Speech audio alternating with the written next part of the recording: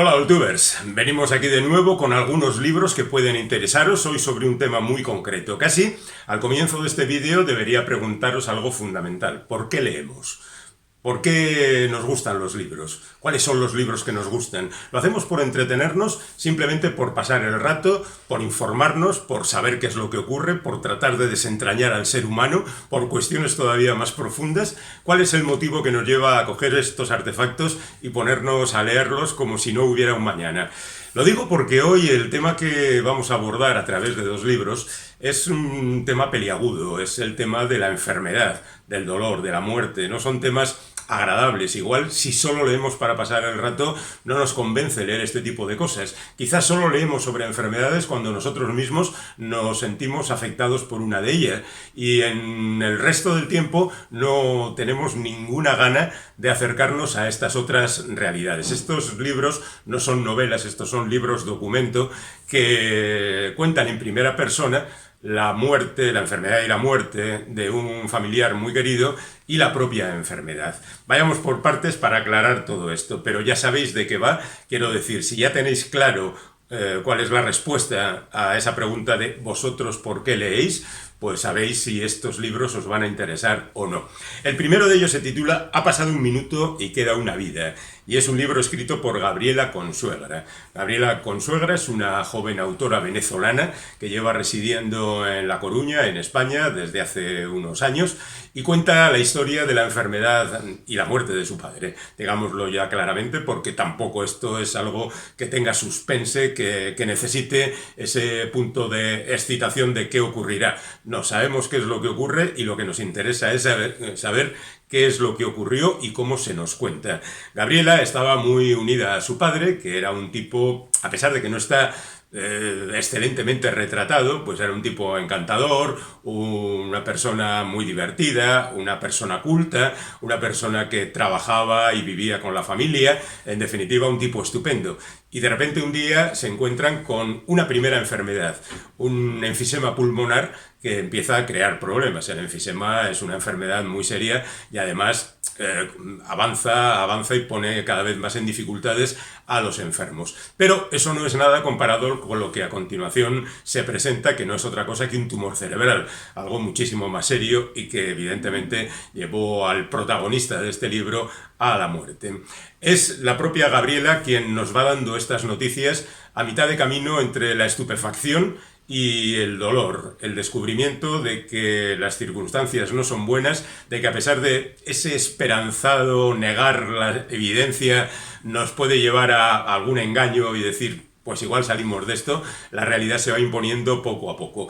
Es muy curioso porque Gabriela obvia prácticamente el resto de la vida y centra todo el trabajo de investigación y de escritura en su relación con su padre. También aparece su hermana, que por otra parte además es médico y que tiene evidentemente una mayor influencia, si cabe, en el análisis de la enfermedad.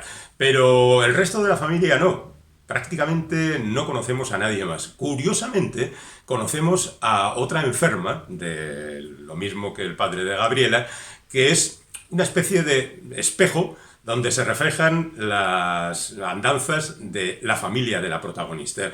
Quiero decir con esto que esta mujer tiene una hija que ante la enfermedad sale corriendo, se lleva a sus nietos, a los nietos de la enferma, cosa que para ella es también un golpe muy duro, además de la enfermedad, y crea una situación también más terrible todavía, si cabe, ¿no?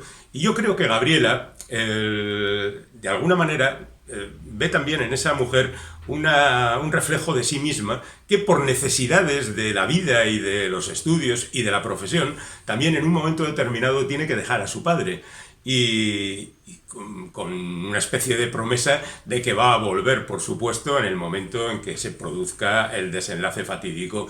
Bueno, pues con ese espejo de esa otra familia, de esa otra enfermedad, la autora va creando un entramado que nos va retratando, por un lado, al protagonista, fijaos, no lo hace directamente, como decíamos, contando las peripecias de su vida, sino que lo hace fundamentalmente a través de conversaciones que ella, esto no se explica en el libro, pero yo como he charlado con ella lo sé, que ella hacía con su padre cuando estaba estudiando periodismo y para los trabajos de clase entrevistaba a su padre, que ya digo que era un tipo muy culto y con el que se podía hablar pues aquello de cuál es tu película favorita, cuáles son las canciones que te han impresionado, cuáles han sido los momentos más importantes de tu vida con respecto a las artes plásticas. Bueno, en definitiva, una serie de conversaciones que retratan muy bien al personaje de su padre. Y luego está, por supuesto, la sensación, el dolor, la mala situación, las contradicciones que cualquier ser humano tiene en estas circunstancias y el desenlace definitivo. Ya digo, igual no es un libro optimista, pero después de todo, como el título indica, ha pasado un minuto y queda una vida. También está la vida de la autora, que continúa adelante y que ahora mismo, por ejemplo, pues tiene su centro neurálgico en La Coruña. El caso del siguiente libro, Malte vive en mi jardín, de Pilar Orlando, es todavía más directo porque quien cuenta lo que aquí se narra es la propia autora y ella es la enferma.